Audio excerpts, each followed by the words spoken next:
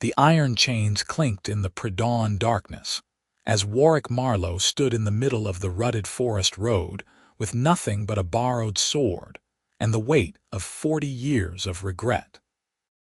He had not planned to die today, but when he heard the distinctive rattle of slave wagons rolling through the valley an hour before sunrise, something ancient and stubborn in his chest had awakened. Warrick had spent 2 decades trying to forget what he had done in the Emperor's service, trying to scrub the blood from his conscience through back-breaking farm work and self-imposed isolation. He had told himself that one man could not change the world, that his fighting days were behind him, that peace was worth more than glory. But standing here now, watching the torchlight flicker between the trees as the caravan approached, he knew that some debts could only be paid in action. The lead wagon crested the hill, and Warrick saw the slaver before the slaver saw him. A fat man with a greasy beard sat atop the driver's bench, a whip coiled at his side. Behind him, 3 more wagons followed, each pulled by exhausted horses and guarded by armed men. Warrick counted 8 guards total, all of them younger and better equipped than he was. His sword was borrowed from a farmer who owed him a favor, the blade nicked and poorly balanced. His armor consisted of nothing more than a leather vest and the will to stand his ground. The slaver pulled hard on the reins when he spotted Warrick blocking the narrow road. The canyon walls rose steep on either side here, making it impossible to go around. This was why Warrick had chosen this spot. Sometimes terrain mattered more than steel. "Move aside, old man," the slaver called out, his voice thick with irritation. "We have business in Thornhaven, and you are in our way." Warrick did not move. He could hear sounds from the wagons now, the shuffle of bodies, the clink of chains. He could smell unwashed flesh and fear and the particular stench of human cruelty. His hands tightened on the sword hilt. "I said move." The slaver stood up, reaching for his whip. The guards began to dismount, hands moving to weapons. "No," Warrick said simply. His voice carried in the still morning air, calm and final as a headsman's axe. The slaver's face purpled. "Do you know who I am? I have writs from the provincial governor himself. This is legal trade sanctioned and taxed. You have no authority here." "I know exactly who you are, Grendel Voss," Warrick said, and he saw the slaver's eyes widen in surprise that this scarred farmer knew his name. "I know you buy prisoners from the border skirmishes. I know you do not ask too many questions about whether they are actually prisoners or just villagers caught in the wrong place. I know you sell them to the southern mines where they work until they die. I know all of this because I used to do the same thing." The confession hung in the air between them. Warrick saw confusion flicker across the faces of the guards. One of them, a young man with a fresh scar across his cheek, hesitated with his sword half drawn. "Then you know this is how the world works," Voss said, his voice taking on a wheedling tone. "You know there is profit in it. Step aside and I will give you a cut. 2 silver marks just for moving out of the road. Easy money for an old soldier." "I am done with easy money," Warrick said. "Turn the wagons around, release your cargo, go back the way you came." Voss laughed, a harsh barking sound. "You are alone, old man. I have 8 trained fighters and you have a farmer's blade. This is suicide." "Probably," Warrick agreed. He shifted his stance, settling his weight. His bad knee throbbed, the old wound from the Battle of Greystone Ford making itself known. He had taken an orc spear to that knee 20 years ago, and it had never healed right. But he could still stand. He could still fight. That would have to be enough. "Kill him," Voss said, waving a dismissive hand. "Quickly. We are behind schedule." 3 guards came forward, spreading out to attack from multiple angles. Warrick watched them come with the calm that only experience could bring. He had been in more battles than these young men had eaten hot meals. He knew how to read the tightening of shoulders that preceded a strike, the shift of weight that telegraphed direction. When the first guard lunged, Warrick was already moving, stepping inside the arc of the blade and driving his pommel into the man's nose. Blood sprayed. The guard went down. The second and third came together, trying to overwhelm him with numbers. Warrick gave ground, letting them think they were winning, then exploded forward. His borrowed sword might be poorly balanced, but he knew how to use what he had. He caught one guard's blade on his crossguard and kicked out hard, his boot catching the third man in the knee. Something crunched. The man screamed and fell. The second guard backed away, suddenly uncertain. Warrick did not pursue. He returned to his position in the center of the road, breathing hard. His ribs hurt. His knee was on fire, but he was still standing. "Anyone else?" he called out. The remaining guards looked at each other. One of them, an older man with gray in his beard, shook his head slowly. "I am not dying for your cargo, Voss, not against someone who fights like that." "Coward!" Voss snatched up his whip. "I will have you flogged. You will have to catch me first." The guard climbed back onto his horse and rode off into the forest. Two others followed immediately. That left 3 guards and Voss himself. Warrick allowed himself a small smile. Sometimes the best weapon was doubt. "This is not over," Voss snarled. He pulled out a curved knife, the kind slavers used for cutting throats when merchandise became too troublesome. "You think you are a hero. You are just a fool who is about to die in the dirt." "Maybe," Warrick said, "but those wagons are not going anywhere." What happened next came fast and brutal. Voss sent his remaining guards forward while he circled around, trying to get behind Warrick.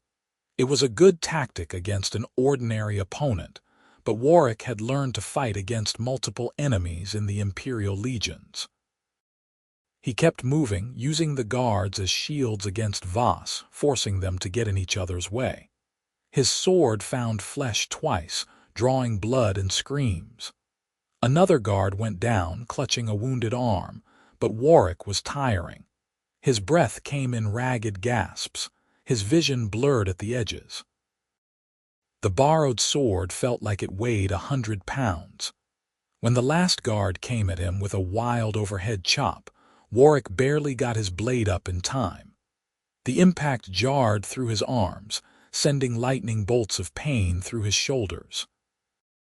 Then Voss was there, knife flashing in the torchlight, going for Warrick's exposed side. Warrick tried to twist away, but his bad knee betrayed him, buckling at the wrong moment. The knife scored a line of fire across his ribs. Warrick gasped and swung blindly, feeling his blade connect with something solid. Voss grunted and stumbled back. Warrick pressed forward, ignoring the pain, ignoring the blood he could feel soaking into his shirt. He beat down the last guard's defense with 3 heavy blows, then smashed his fist into the man's jaw. The guard collapsed. That left only Voss. The slaver backed toward the lead wagon, knife held out defensively. His face was pale. Blood dripped from a cut on his arm where Warrick's wild swing had connected. "You cannot protect them forever," Voss said, his voice shaking. "Even if you kill me, someone else will come. There is too much money in it. This changes nothing."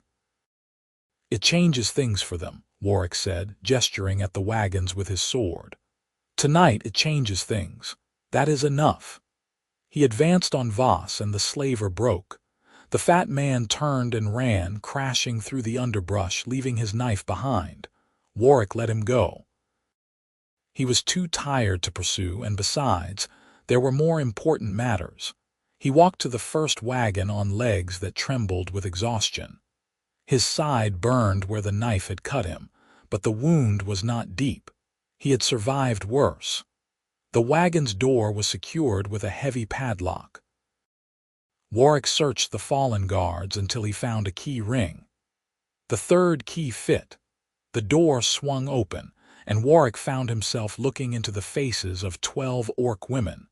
They huddled together in the darkness of the wagon, their green skin marked with bruises and cuts. Iron collars circled their necks, connected by chains that ran through rings bolted to the wagon floor.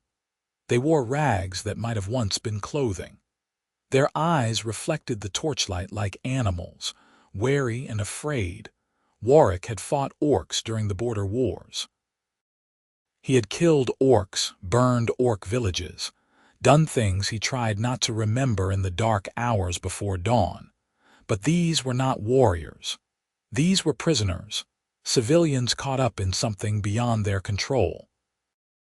Looking at them, Warrick saw the same expression he had seen on human faces during the wars, the hollow look of people who had given up hope. "I am going to get you out," he said quietly. "I need to find the key for those collars." One of the orc women, larger than the others with a scar running through her left eyebrow, shook her head slowly. "Human trick," she said in heavily accented common tongue. "You unlock door but not collars. We try to run with chains. Then you shoot us. Easier than bringing us to mines." The accusation hit Warrick like a physical blow. "No," he said. "No, I am not with them. I stopped the caravan to free you." "Why?" The scarred orc woman stared at him with eyes that held no trust. "Humans hate orcs. Orcs are monsters. Orcs are slaves. Why would human help?" It was a fair question, and Warrick did not have a good answer.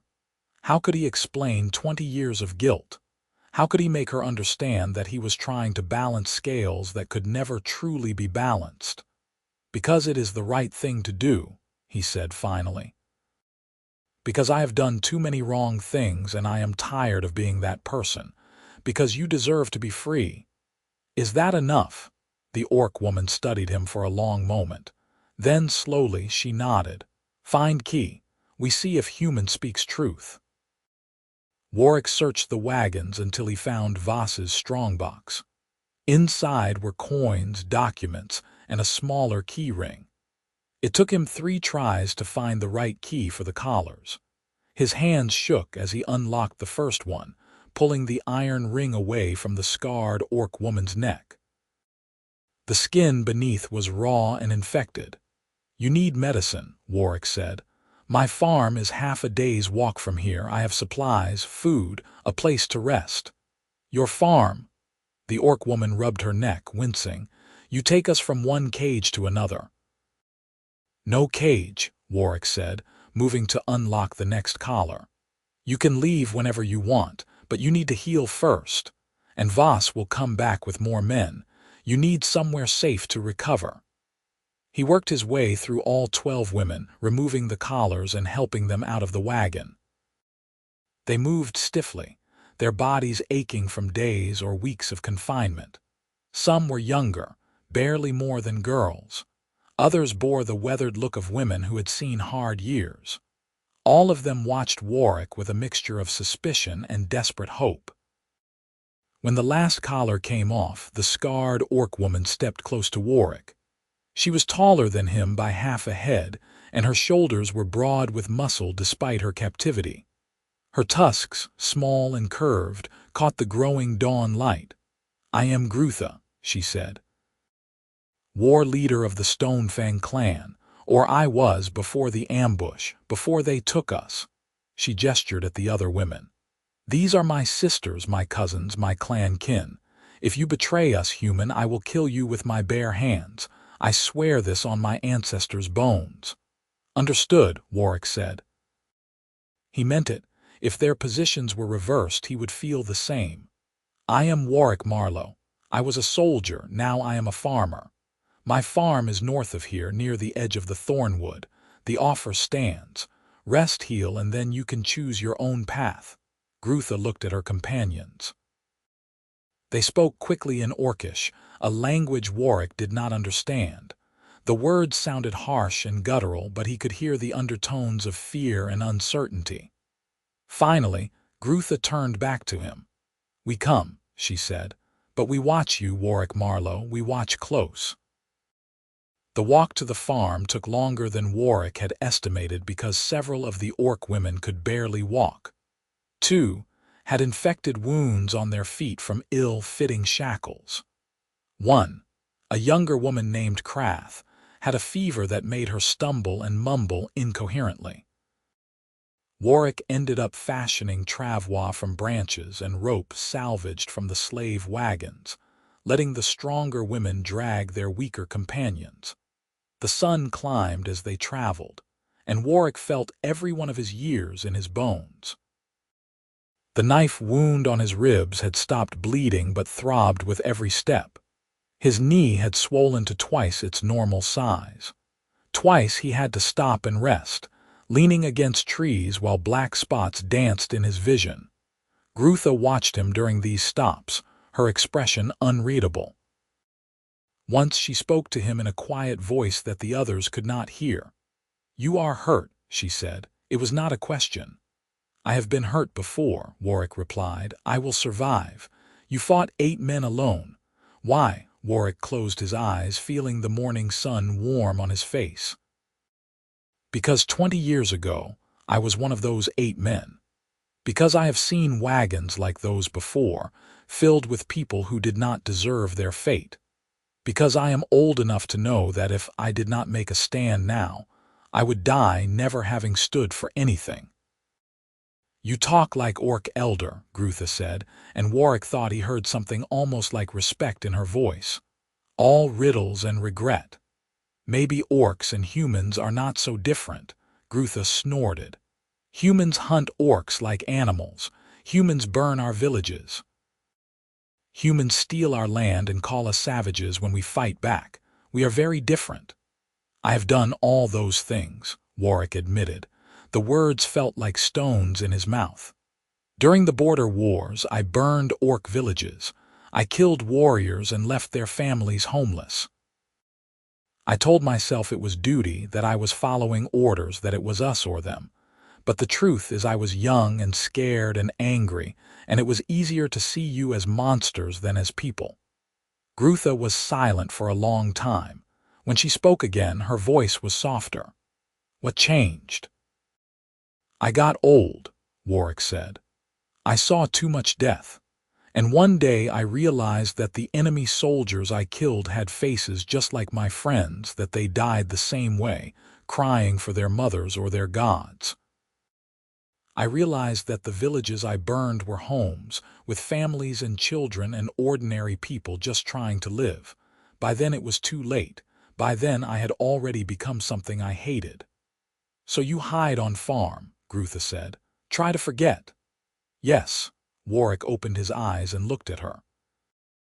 "Until today. Today I remembered that doing nothing is its own kind of crime." They reached the farm in late afternoon. Warrick's property was modest, just 60 acres of cleared land with a small house, a barn, and a chicken coop. A creek ran through the eastern boundary, providing fresh water. The fields were planted with wheat and vegetables, the crops growing well in the summer heat. Warrick led the orc women to the barn first. It was cleaner than most barns, with fresh straw and good ventilation. He had built it himself 3 years ago, taking pride in the craftsmanship. "You can stay here," he said, pulling open the large doors. "It is not fancy, but it is dry and safe. I will bring blankets and food." The orc women filed inside, looking around with cautious curiosity. Some of them collapsed immediately into the straw, too exhausted to care about anything else. Others explored the space, testing the walls and checking the exits. Grutha noticed this too and said something sharp in Orcish. The exploring women stopped and came back. "They are warriors," Grutha explained to Warrick. "They look for escape routes, for defensive positions. Old habits." "I understand," Warrick said, and he did. A soldier never stopped being a soldier, not completely. "I will be back with supplies." He walked to the house, feeling every step like a knife in his knee. Inside, his home was spare and clean. 1 room for sleeping, 1 room for living, a small kitchen. He had built all the furniture himself, simple but sturdy. He gathered blankets from his chest, then raided his pantry for food. Bread, cheese, dried meat, apples from last fall's harvest. It was not much, but it would do for tonight. When he returned to the barn, he found Grutha waiting outside. She had positioned herself where she could see both the house and the road, her body tense and ready despite her exhaustion. "Keeping watch?" Warrick asked. "Always," Grutha said. "Trust is earned, not given." "Fair enough." Warrick handed her the bundle of blankets and food. "There is a creek behind the barn. The water is clean. I have soap in the house if anyone wants to wash." Grutha took the supplies, her eyes never leaving his face. "You have medicine. Crath's fever is worse." "I have some things. I will look at her." Inside the barn, Warrick found Crath lying in the straw, her green skin taking on a grayish tinge. She was younger than he had first thought, maybe 20 years old by human reckoning. Her breathing came fast and shallow. When Warrick touched her forehead, her skin burned. "Infection," he said. He had seen enough battlefield injuries to recognize the signs. From the collar, the wound needs to be cleaned and dressed properly. He sent one of the other women to fetch water from the creek, then retrieved his medicine kit from the house. It was a soldier's kit, filled with the basics. Clean cloth for bandages, needle and thread for stitches, a bottle of strong spirits for cleaning wounds, and a selection of herbs for poultices. Crath whimpered when Warrick cleaned the infected skin on her neck, but she did not cry out. Grutha held her hand, speaking softly in Orcish. Warrick worked carefully, washing away the pus and dead tissue, then packing the wound with a poultice made from honey and crushed garlic. It was an old remedy, one his mother had taught him. He wrapped clean cloth around Crath's neck and made her drink water mixed with willow bark for the fever. "She needs rest and time," Warrick said, sitting back on his heels. "The fever should break in a day or two if we keep the wound clean. If she dies," Grutha began. "I know," Warrick interrupted. "You will kill me with your bare hands. You already told me, but she is not going to die. I have treated worse than this." He stood up, his knee nearly giving out beneath him. Grutha caught his arm, steadying him. Her grip was strong enough to hurt. "You need medicine too," she said, looking pointedly at the blood on his shirt where the knife had cut him. "Later," Warrick said, "after I make sure everyone else is settled." He spent the next hour tending to the other orc women. Most had minor injuries, cuts and bruises that just needed cleaning. 2 had badly blistered feet that required bandaging. 1 had a dislocated shoulder that Warrick popped back into place with a quick, practiced motion that made the woman gasp, but then sigh with relief. By the time he finished, the sun was setting and his vision kept blurring at the edges. He had lost more blood than he realized, and his body was running on fumes. Grutha found him sitting against the barn wall trying to catch his breath. "Now you," she said firmly. "Take off shirt." Warrick was too tired to argue. He pulled off his shirt, wincing as the fabric stuck to the dried blood on his ribs. The knife wound ran for 6 inches across his left side, not deep but not shallow either. It had mostly stopped bleeding, but the edges were red and angry. Grutha knelt beside him with his medicine kit. Her hands were surprisingly gentle as she cleaned the wound with spirits. Warrick hissed at the burning sensation. "You fight good for old man," Grutha said as she worked. "Where you learn?" "Imperial legions," Warrick said. "I enlisted at 16. Served for 20 years. Made it to sergeant before I left." "Why you leave?" "Humans love their armies." "I got tired of killing," Warrick said simply.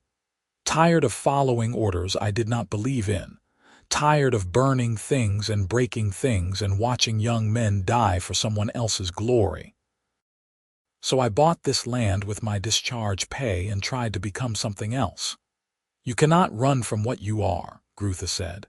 She began wrapping a clean bandage around his ribs, her fingers deft and sure. Warrior stays warrior.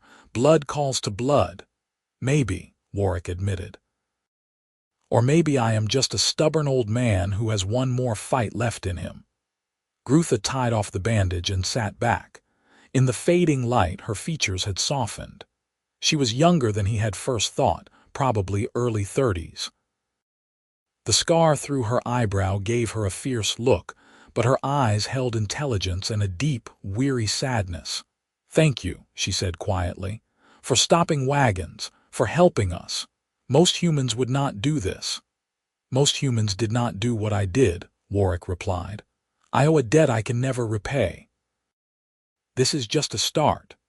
They sat in comfortable silence for a while, listening to the sound of the other orc women settling down for the night.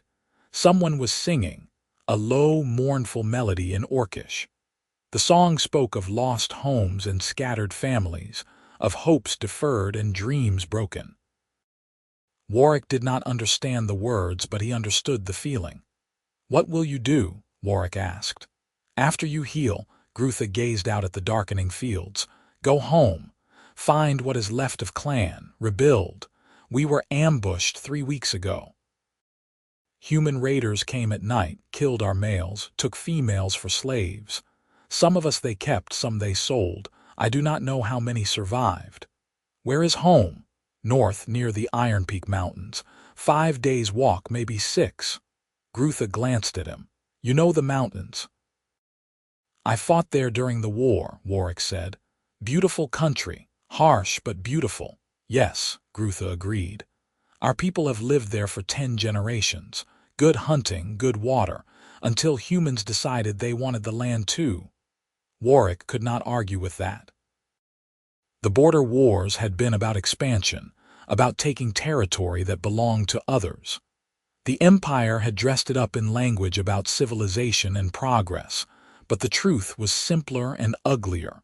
They wanted what the orcs had, and they were willing to kill to get it. "I am sorry," he said, "for what my people did to yours." Grutha looked at him for a long moment. "You are strange human, Warrick Marlowe. You say sorry, but you cannot undo. You fight slavers, but you cannot free all slaves. You save us, but you cannot save clan. What you think you accomplish?" "I am not trying to accomplish anything grand," Warrick said. "I am just trying to be a better man than I was yesterday. That is all anyone can do." Grutha said, but there was a thoughtful look in her eyes. The next morning, Warrick woke to find Grutha already awake, standing watch outside the barn. The sun was barely up, painting the sky in shades of pink and gold. Mist rose from the creek, ghostly in the early light. "Did you sleep at all?" Warrick asked, walking over with 2 cups of tea. He had brewed it strong, the way soldiers drank it in the field. Grutha accepted the cup with a nod of thanks. "Some old habits." "I understand." Warrick sipped his own tea, feeling the warmth spread through his chest. His ribs ached, but the pain was manageable. "How is Crath?" "Fever broke an hour ago. She is sleeping now, peaceful." "Good," Warrick said. Relief washed over him. He had been worried about the young orc woman, afraid the infection had spread too far. "She will need to rest for a few days, build up her strength." "We cannot stay long," Grutha said. Her voice held regret but also firmness. "Slavers will come back. We bring danger to you." "Let them come," Warrick said. "This is my land. I will defend it." "One old man against how many?" 10, 20. "You are brave, Warrick Marlowe, but you are not stupid. You cannot win that fight." Warrick knew she was right. Voss would return with reinforcements, probably hired mercenaries who would have no qualms about killing a farmer who interfered with their business. The smart thing would be to let the orc women leave as soon as they were able, to distance himself from the whole situation and hope the slavers forgot about him. But Warrick had not done the smart thing yesterday, and he was not about to start now. "There is a town a day's ride from here," he said. "Millbrook. The sheriff there is a decent man, a former soldier like me. If I explain what happened, he might be willing to provide protection. or at least look the other way while you recover." Grutha shook her head. "Human law does not protect orcs. You know this." "Maybe not officially," Warrick admitted. "But Sheriff Donnelly is practical. If I explain that slavers are operating in his territory without proper authorization, he might see the benefit in shutting them down. It is worth trying." "You have too much faith in humans." "I have faith in some humans," Warrick corrected. "The good ones, they are rare, but they exist." Grutha studied him over the rim of her cup. "Why you care so much? We are nothing to you, orcs, enemies of your people." "You are not my enemies," Warrick said firmly. "You are women who were kidnapped and nearly sold into slavery. That makes you victims, and I will not stand by while victims suffer. Not anymore." Something shifted in Grutha's expression, a softening around her eyes. "You really mean that?" "Yes," Warrick said. "I really do." They stood in silence for a while, watching the sun rise over the fields. The wheat was growing well, the stalks already knee-high. In another month it would be ready for harvest. Warrick had been looking forward to it, to the simple satisfaction of bringing in a good crop. Now he wondered if he would live long enough to see it. "I will go to Millbrook today," he said. "Talk to the sheriff. You stay here, rest. If I'm not back by nightfall, take the women and head north. Do not wait for me. You think we run away if trouble comes." Grutha's voice held an edge of offense. "I think you are responsible for 11 other lives," Warrick said. "And I think getting them home safely matters more than standing beside a stubborn old man." Grutha opened her mouth to argue, then closed it. She nodded slowly. "You speak wisdom. I do not like it, but you speak wisdom." "That is the problem with wisdom," Warrick said with a slight smile. "It is rarely convenient." He saddled his horse, an old mare named Patience who had been with him since he bought the farm. She was not fast anymore, but she was steady, and that counted for more than speed in Warrick's book. He strapped on his borrowed sword, now cleaned and sharpened, and set out for Millbrook. The ride took most of the morning. Millbrook was a frontier town, the kind of place where people asked few questions and minded their own business. The main street was dirt, lined with weathered buildings. A general store, a blacksmith, a tavern, and the sheriff's office at the far end. Warrick tied Patience to the hitching post outside the sheriff's office and went inside. Sheriff Donnelly sat behind a scarred wooden desk, reading through a stack of papers. He was a heavy-set man in his 50s, with a gray beard and sharp eyes that missed nothing. "Warrick," Donnelly said, looking up, "did not expect to see you in town. Usually you keep to yourself." "Usually I do," Warrick agreed. He pulled up a chair and sat down with a wince. "But something has come up that requires your attention." He told Donnelly everything. About the slave caravan, the fight on the road, Voss and his guards. About the 12 orc women now recovering on his farm. He left nothing out, including his own role in freeing them. Donnelly listened without interrupting, his expression growing darker with each detail. When Warrick finished, the sheriff leaned back in his chair and swore creatively. "You really stepped in it this time," Donnelly said. "Voss has connections in the capital. He pays his taxes and greases the right palms. Officially, his slaving operation is legal." "Officially," Warrick repeated. "What about unofficially?" Donnelly drummed his fingers on the desk. "Unofficially, he is a piece of filth who deserves to hang, but I am just a town sheriff. I do not have the authority to shut him down. Even if he is trading without proper documentation." Warrick leaned forward. "I looked through his strongbox. Most of those women were not prisoners of war. They were civilians taken in raids. That violates the Treaty of Ashford." Donnelly's eyebrows rose. "You read the Treaty of Ashford?" "I was there when it was signed," Warrick said. 20 years ago, at the end of the border wars. I was one of the soldiers who stood honor guard during the ceremony." Article 7 specifically forbids the enslavement of non-combatants. If Voss is violating that treaty, he is not just breaking provincial law, he is breaking imperial law.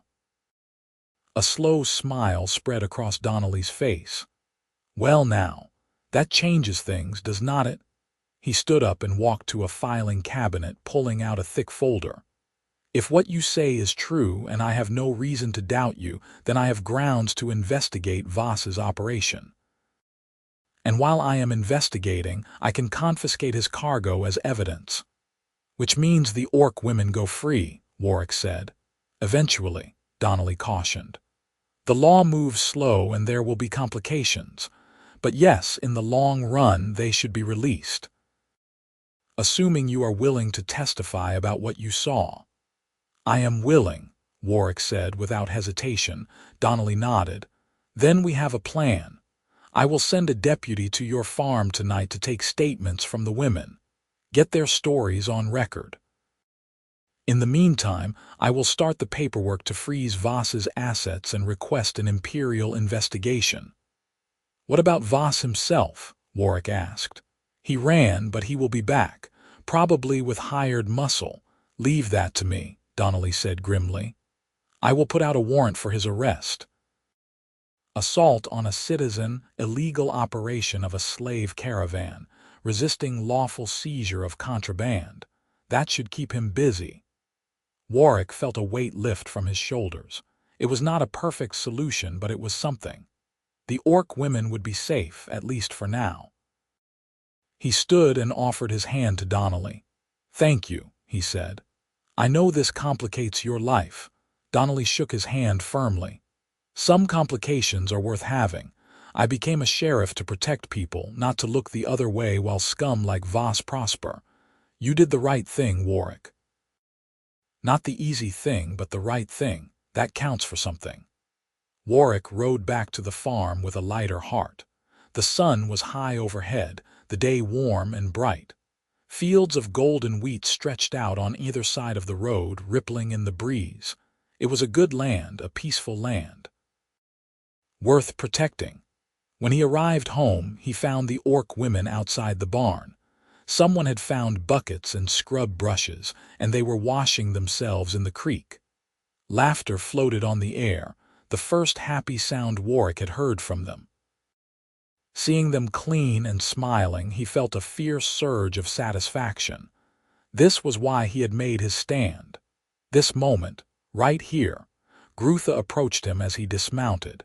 She had washed as well, her green skin gleaming in the sunlight.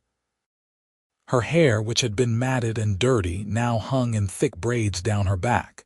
She looked like what she was, a warrior, strong and proud. You return, she said. I was not sure you would. I gave my word, Warrick said. The sheriff is going to help. He will send someone tonight to take statements, and he is starting legal proceedings against Voss. Grutha's eyes widened. Human law will help orcs.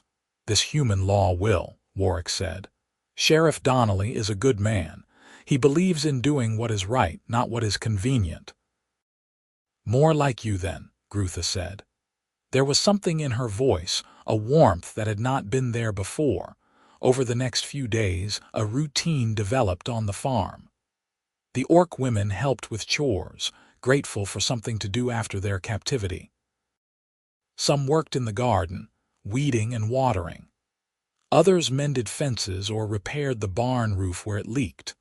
Crath, still recovering, helped Warrick in the kitchen, learning to bake bread and cook stew. Warrick found himself enjoying the company. He had lived alone for so long that he had forgotten what it was like to have people around. The orc women were good company, hard-working and quick to laugh once they began to trust him. They told stories in the evenings, tales of their homeland and their clan. Warrick listened, learning about orc culture and history, discovering that they were not so different from humans after all. Grutha spent most of her time with Warrick, helping him with the heavier work. She was incredibly strong, able to lift things that would have required two men. But she was also thoughtful. asking questions about farming techniques and crop rotation. She seemed genuinely interested in how humans lived, what motivated them, what they dreamed about. One evening, as they worked together to reinforce a section of fence, Grutha asked him about his past. "You said you have debts to repay," she said, holding a post steady while Warrick drove it into the ground. "What debts?" Warrick paused, the hammer heavy in his hands. He had known this question would come eventually. He owed her the truth. "During the war, I was part of a unit that specialized in scorched earth tactics," he said slowly. "Our job was to burn orc villages, destroy crops, make it impossible for your warriors to resupply. We were good at it, too good. I probably destroyed 100 villages over 5 years. Grutha's hands tightened on the post. "You killed children." "We were ordered to evacuate civilians first," Warrick said. "But orders and reality are not always the same thing. Sometimes people hid. Sometimes they fought back. Sometimes there were mistakes." He met her eyes, refusing to look away. "Yes, I killed children, not on purpose, but that does not make them any less dead." He expected anger, maybe violence. Instead, Grutha was quiet for a long time. When she spoke, her voice was sad rather than furious. "War makes monsters of everyone," she said. "Orc warriors killed human children too. Raided farms, took revenge. Everyone has blood on hands. Everyone has regrets." "That does not excuse it," Warrick said. "No," Grutha agreed, "but it explains it. And maybe if humans and orcs both have regrets, both have guilt, maybe there is path forward. Maybe we can be something other than enemies." "I would like that," Warrick said quietly. "I would like that very much." They finished the fence as the sun set, working in companionable silence. When they were done, Grutha touched his arm gently. "You are a good man, Warrick Marlowe," she said. "Broken like all warriors, but good underneath. I see that now." Something passed between them in that moment, something Warrick could not quite name. He was very aware of her hand on his arm, of the warmth of her skin. He found himself noticing details he had not paid attention to before. The way her tusks curved gracefully from her lower jaw, the flecks of gold in her amber eyes, the strength in her shoulders. He stepped back, suddenly flustered. "We should go in. Dinner will be ready soon." If Grutha noticed his discomfort, she did not comment on it. But there was a knowing look in her eyes that made Warrick's heart beat faster. The deputy sheriff arrived the next evening, a young man named Thomas who was respectful and efficient. He took statements from all 12 orc women, writing down their stories carefully. Some spoke of their capture, of watching their families killed. Others talked about the weeks in the wagons, the fear and degradation. Crath cried as she told how the slavers had beaten her when she refused to eat. Thomas listened to it all with a grave expression. When he finished, he assured them that their testimony would be used to shut down Voss's operation permanently. "You are all free to go," he told them. "But if you want to stay here while the legal proceedings continue, the sheriff has authorized this farm as a temporary sanctuary. You will be under his protection." Grutha translated this for the others. They spoke among themselves in Orcish, debating. Finally, one of the older women, a gray-haired warrior named Makra, addressed Warrick in halting common. "We stay," she said, "until Crath is strong. Then we go home." "Is this acceptable?" "More than acceptable," Warrick said. "You are welcome here as long as you need." After Thomas left, Grutha found Warrick sitting on the porch of his house, looking out at the stars. She sat down beside him without asking permission. "Your sheriff keeps his word," she said. "This is unusual for human." "Donnelly is one of the good ones," Warrick said. "There are more of them than you think. They just get drowned out by the loud ones, the cruel ones." "Maybe," Grutha said. She was quiet for a moment then. "My clan will not understand why I stayed with human. They will say I was weak, that I should have killed you and taken your supplies. Will they cast you out? Warrick asked, concerned. Maybe, probably. Grutha's voice was matter-of-fact, but Warrick heard the pain underneath. Orc law is harsh. Trust human is same as betraying clan, but I do not care anymore. You showed me that there is different way. That not all humans are monsters. That is worth losing clan. Do not say that, Warrick said urgently. Your clan is your family, your home. You cannot give that up for me. Not for you, Grutha corrected. For truth. For possibility of something better. She turned to look at him, her face serious. All my life I was taught to hate humans, kill humans, fear humans, but you risked life to save us. You gave us food, shelter, medicine. You asked nothing in return. This changes everything I thought I knew. I am just one man, Warrick protested. One man trying to make up for a lifetime of mistakes. One man is how change starts, Grutha said. She reached out and took his hand, her palm warm and calloused against his. One man standing in road, saying no more. One orc woman saying maybe humans are not all bad. These small things become big things. Warrick looked down at their joined hands, his weathered and scarred, her strong and green. It should have felt strange, wrong even, but it did not. It felt natural, like two puzzle pieces finally finding where they fit. I do not know what happens next, he admitted. I do not have a plan beyond keeping you safe until you can go home. Plans are overrated, Grutha said. There was a hint of humor in her voice now. Warriors learn to adapt, to take each day as it comes. Maybe we do that. Take each day, see what happens. Maybe, Warrick agreed. He did not let go of her hand. They sat together under the stars, and for the first time in 20 years, Warrick felt something like peace. The weeks that followed were the best Warrick could remember. The orc women continued to help around the farm, and in return, Warrick taught them about human customs and language. Crath recovered quickly, her youth and strength serving her well. Soon, she was running through the fields with the younger women, laughing and playing games that involved a lot of tackling and wrestling. Grutha remained close to Warrick, working beside him during the day and sitting with him in the evenings. They talked about everything, their childhoods, their experiences in war, their hopes for the future.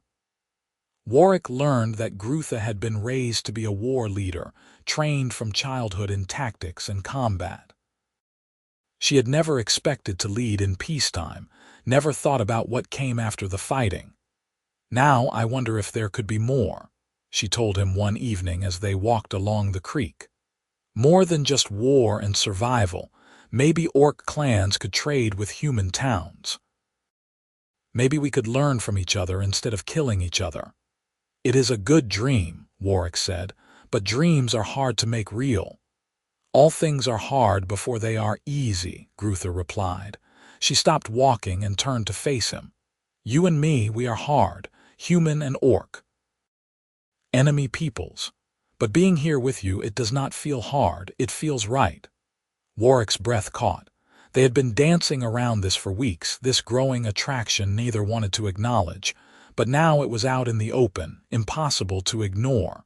Grutha, he said carefully. I am old enough to be your father. I am human. I am a farmer with a dark past. You deserve better than me. You do not get to decide what I deserve, Grutha said firmly. She stepped closer, her eyes locked on his. I decide, and I say that you are good man, brave man, kind man. That is what I want. Your clan might cast me out. I know, I accept this. Her voice softened. Warrick, I have been warrior all my life. I have faced death 100 times. But standing here telling you how I feel, this is scariest thing I have ever done. Please do not make me do it alone. Warrick felt something crack inside his chest, some wall he had built to protect himself from caring too much. He reached up and cupped Grutha's face in his hands, feeling the warmth of her skin, the slight roughness of her features. I am afraid, he admitted. Afraid of wanting this and losing it, afraid of bringing you more pain. Pain is part of living, Grutha said. She covered his hands with hers. But so is joy, so is love. I want to feel those things, with you. Warrick kissed her then, a gentle press of lips that held 20 years of loneliness and longing. Grutha made a soft sound and kissed him back, her arms coming around him, pulling him close. They stood by the creek in the fading light, two broken people finding wholeness in each other. When they finally pulled apart, both were breathing hard. Grutha rested her forehead against his, smiling. "That was good," she said. "We do that again sometime." Warrick laughed, the sound rusty from disuse. "Definitely." They walked back to the farm hand in hand, and Warrick felt like a young man again, full of possibility. But their happiness was short-lived. 3 days later, trouble arrived in the form of a dozen armed mercenaries led by Grendel Voss. Warrick was in the barn, checking on a loose board when he heard horses on the road. He stepped outside and saw them coming, 12 riders, all armed with swords and crossbows. Voss rode at the front, his fat face twisted with rage. "There he is," Voss shouted, pointing at Warrick. "The thief who stole my property." Warrick walked slowly toward the house, his mind racing. 12 fighters, all experienced. He had his borrowed sword but no armor. The orc women were scattered across the farm, unarmed and vulnerable. This was bad. Grutha appeared from behind the house, her face hard. She had armed herself with a scythe from the tool shed, the curved blade glinting in the sunlight. The other orc women began to gather, picking up whatever they could use as weapons. Hoes, shovels, axes. "You have no business here, Voss," Warrick called out. "The sheriff has issued a warrant for your arrest. If you are smart, you will turn around and leave." Voss laughed, a nasty sound. "The sheriff has no authority over me.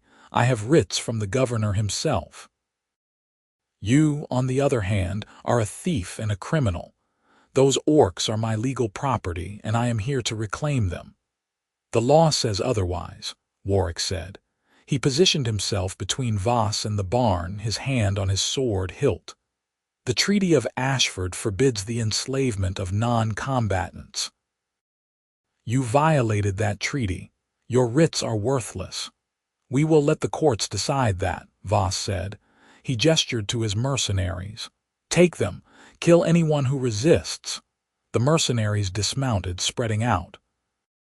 They were professionals, moving with the practiced coordination of men who had done this before. Warrick saw one of them level a crossbow at Grutha. Time seemed to slow down. "No." Warrick threw himself forward, drawing his sword. He reached the crossbowman just as the trigger was pulled, knocking the weapon aside. The bolt flew wild, burying itself in a tree. The mercenary cursed and drew a short sword, slashing at Warrick's face. Warrick ducked and countered, his blade finding the man's thigh. The mercenary screamed and fell. Then the others were on him, and there was no more time for thought. The fight became a blur of steel and blood. Warrick gave ground slowly, his soldiers' training taking over. He could not win this fight through strength or speed. His only chance was to be smarter, to use terrain and tactics. He led the mercenaries toward the fence line, where the narrow space limited how many could attack him at once. But he was one against many, and he was already tiring. A sword got past his guard, opening a cut on his shoulder. Another blade scored his arm. He stumbled, his bad knee buckling at the worst possible moment. Then Grutha was there, her scythe swinging in a deadly arc. The blade caught a mercenary across the chest, dropping him instantly. She stood over Warrick, her face a mask of fury. "You want them." She roared at the mercenaries. "You go through me first." The other orc women charged into the fight, screaming war cries in Orcish. They were unarmed and untrained, but they were desperate and they were angry. Makra hit a mercenary with a shovel, the impact making a sickening crunch. Crath wrapped a chain around another man's neck, pulling him off his horse. The tide of the battle shifted. The mercenaries had not expected this kind of resistance. They began to fall back, trying to regroup. Voss screamed orders, but his men were breaking, their nerve failing in the face of the orc women's ferocity. Warrick struggled to his feet, his shoulder bleeding freely. He saw Voss trying to ride away and knew he could not let the slaver escape. Ignoring his injuries, Warrick ran after the horse, his sword still in hand. Voss saw him coming and tried to spur his mount faster. But patience, Warwick's old mare, had other ideas. The horse stepped into the road, blocking Voss's escape. Voss yanked on the reins and his mount reared, dumping him unceremoniously into the dirt. Warrick stood over the slaver, his sword pointed at Voss's throat. "It is over," he said. "You are done." Voss stared up at him, his face pale with fear. "You cannot kill me. I am a legitimate businessman. I have rights." "You gave up your rights when you decided to trade in human misery," Warrick said.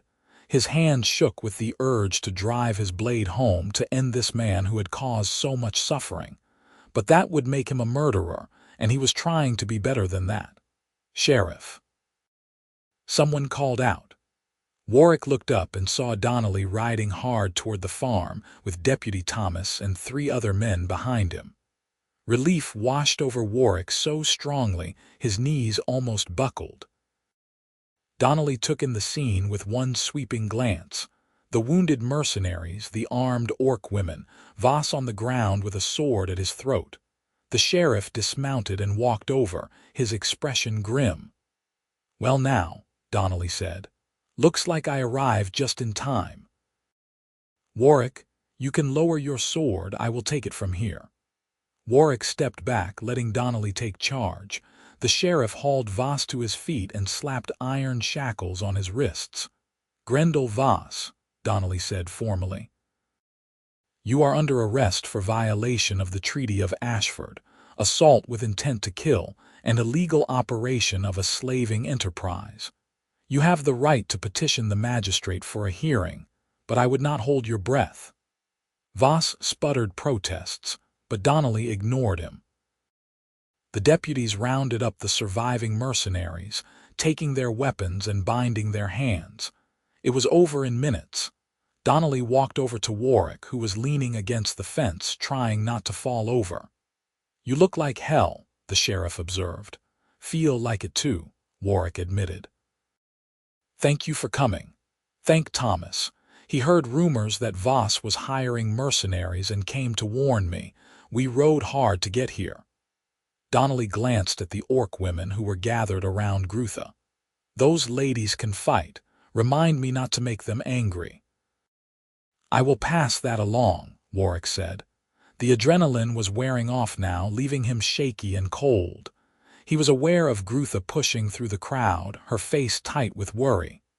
"You are hurt," she said, reaching for his shoulder. The wound was still bleeding, soaking his shirt. "I have been hurt worse," Warrick said, but his voice came out weak. The world tilted sideways and he would have fallen if Grutha had not caught him. "Stubborn human," she muttered. "Always trying to be hero." Warrick wanted to argue, but the darkness was closing in. The last thing he saw before he passed out was Grutha's face, fierce and beautiful and afraid. He woke up in his own bed, which was surprising because he had expected to wake up in the barn. Sunlight streamed through the window, suggesting it was late afternoon. His shoulder was bandaged, as were his arm and several other places he did not remember getting hurt. Everything ached. Grutha sat in a chair beside the bed, her eyes closed. She looked exhausted, dark circles under her eyes.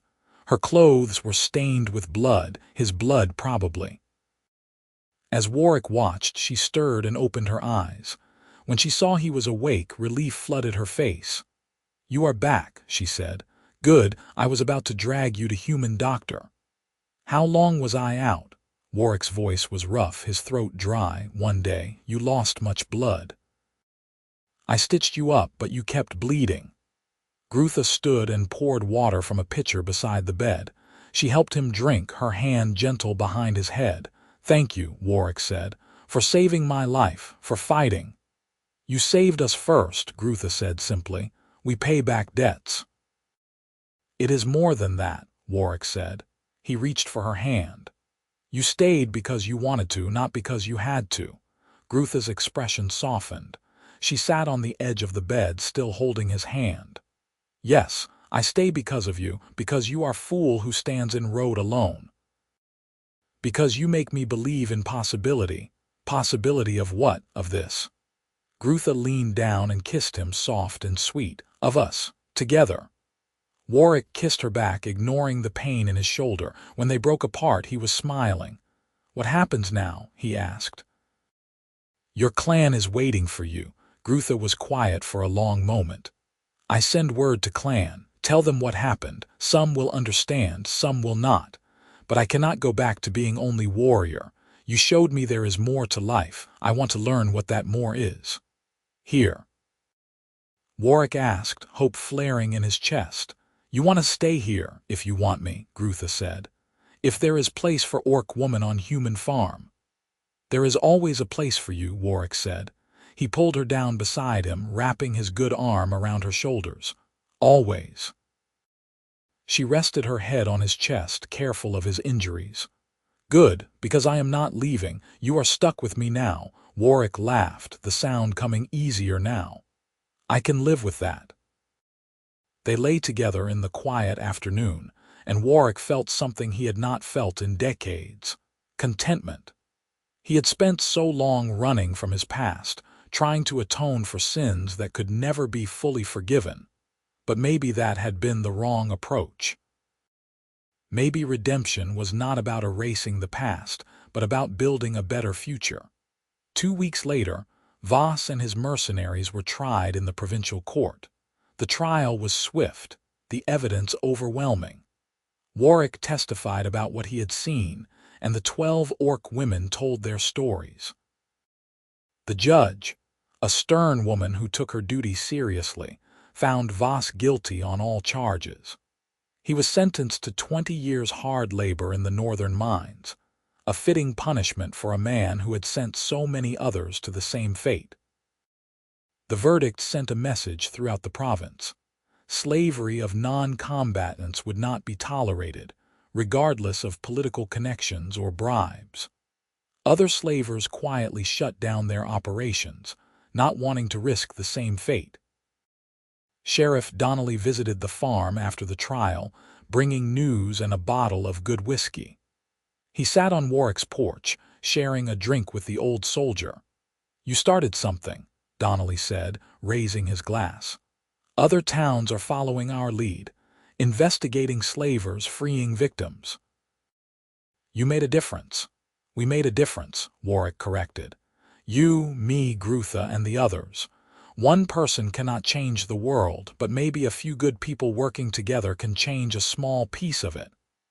"I will drink to that," Donnelly said, and they clinked glasses. As summer turned to fall, the other orc women prepared to leave. They had stayed longer than planned, helping with the harvest and building up their strength. Now it was time to go home, to find what remained of their clan and rebuild. The night before their departure, they held a feast. Warrick provided venison and vegetables from his garden. The orc women contributed a traditional dish made from wild roots and herbs, spiced with something that made Warrick's eyes water but tasted surprisingly good. They ate and drank and told stories late into the night. Makra, the eldest, stood to give a speech. She spoke in Orcish, and Grutha translated. She says, "We came here as slaves, broken and afraid. We leave as free women, strong and proud. This happened because one old human had courage to stand in road, because he saw us not as monsters but as people." She says we will carry this story back to our clan and to other clans. We will tell them that not all humans are evil. That peace is possible if both sides are willing to try. Warrick felt his throat tighten with emotion. Tell her that I hope our paths cross again someday. In peace." Makra smiled when Grutha translated this. She approached Warrick and placed a hand on his shoulder, speaking directly to him in halting common. "You are honorary orc now," she said. "When you die, you go to orc heaven. Lots of fighting and feasting, you will like it." Warrick laughed. "I look forward to it, but not too soon." "Not too soon," Makra agreed. The next morning, the 11 orc women set out for home. They traveled light, carrying supplies Warrick had given them and weapons they had earned in the fight against the mercenaries. Krath hugged Warrick tightly before she left, thanking him in Orcish. He did not understand the words, but the sentiment was clear. Grutha stood beside him as they watched the group disappear into the forest. When the last one was out of sight, she turned to him. "It is just us now," she said. "Are you sure?" Warrick asked. "You can still go with them. It is not too late." "I am sure," Grutha said. She took his hand, lacing their fingers together. "This is my home now, you are my home." Over the following months, Warrick and Grutha built a life together. She learned farming, proving to be a quick study. Her strength made difficult tasks easy, and her warrior's discipline translated well to the steady routine of farm work. Warrick taught her to read and write in common, and she taught him Orcish. They learned each other's languages, cultures, and hearts. Not everyone approved.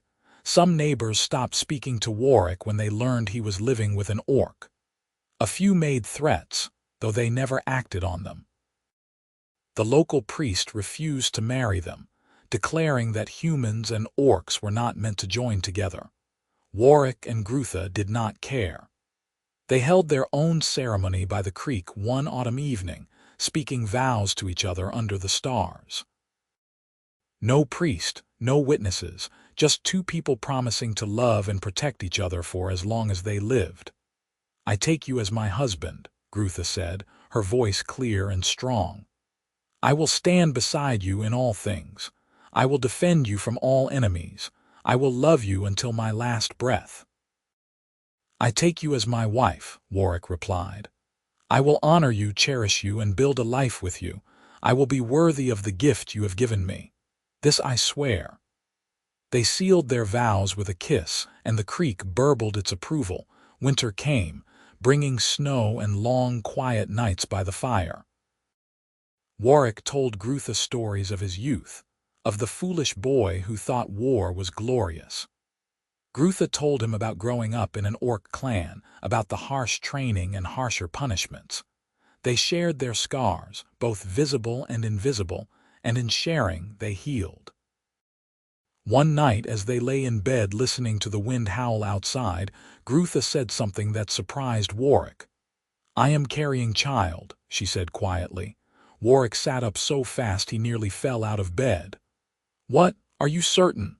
"Yes," Grutha said. She was smiling, her hand resting on her still flat stomach. 3 months now. I was not sure at first, but now I am certain." 1,000 emotions crashed through Warrick.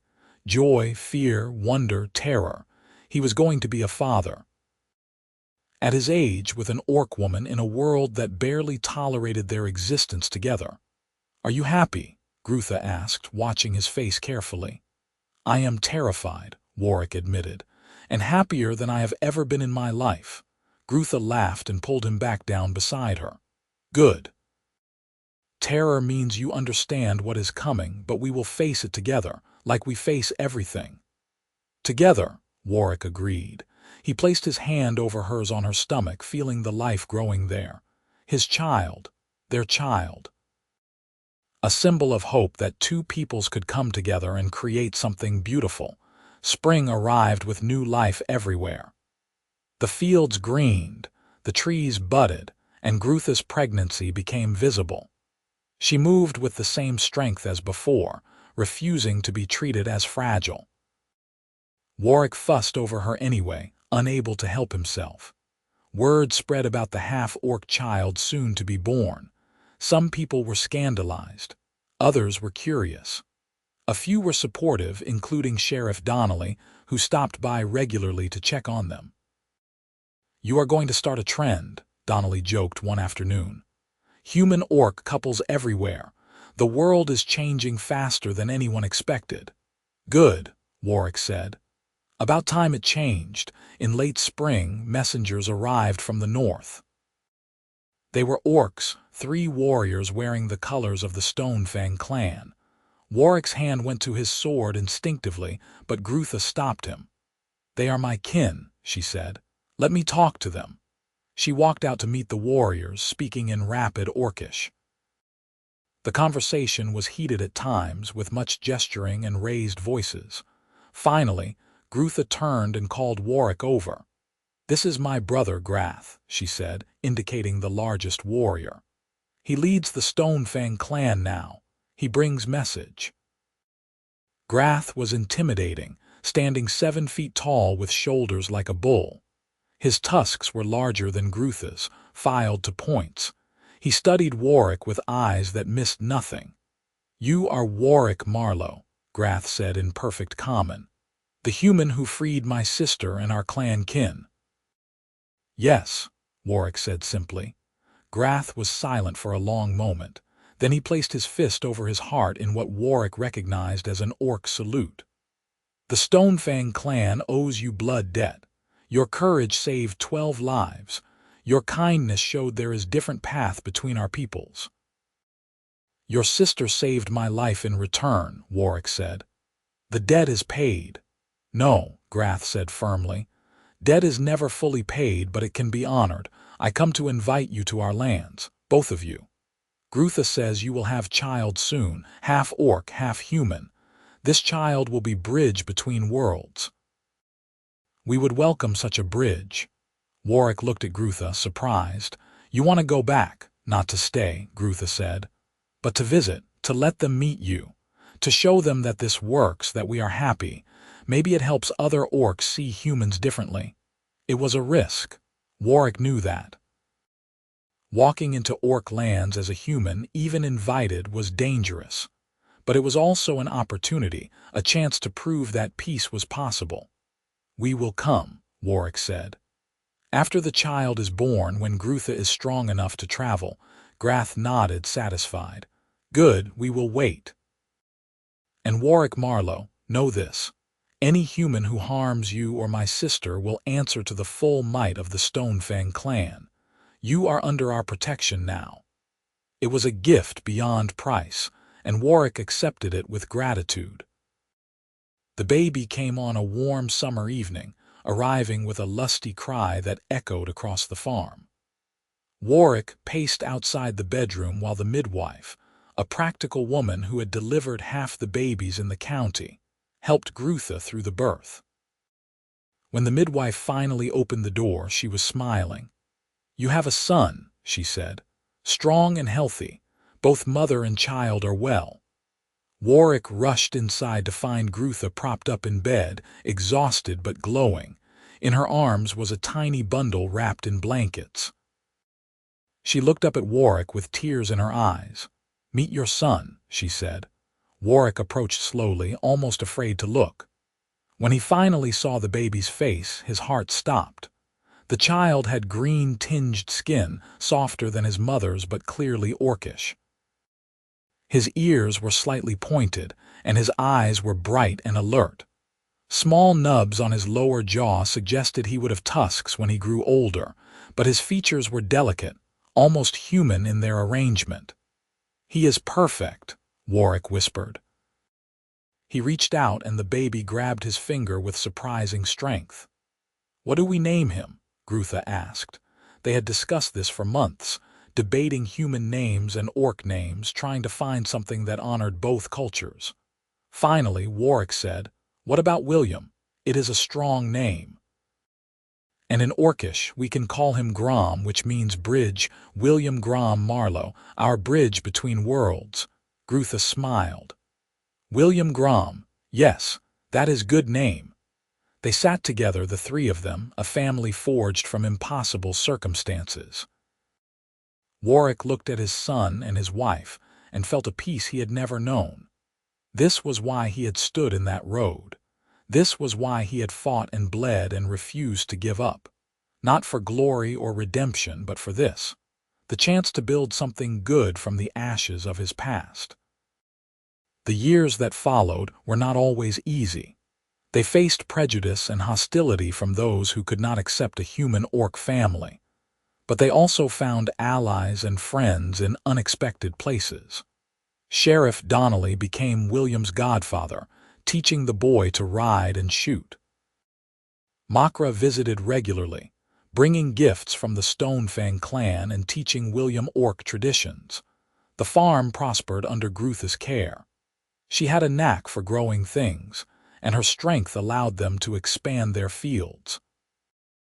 They became known for producing the best wheat in the region, and buyers came from miles around. When William was 5 years old, they made the journey to the Iron Peak Mountains to visit the Stonefang clan. It was a difficult trip, but Grutha had kept his word. They were welcomed as honored guests, given a place of respect in the clan. William played with orc children, learning their language and their ways. The young ones did not care that he was different. To them, he was just another child. On their last night with the clan, Grutha approached Warrick as he stood on a mountainside watching the sunset. "You have done good thing," Grutha said. "Shown both our peoples that we can live together. That love is stronger than hate."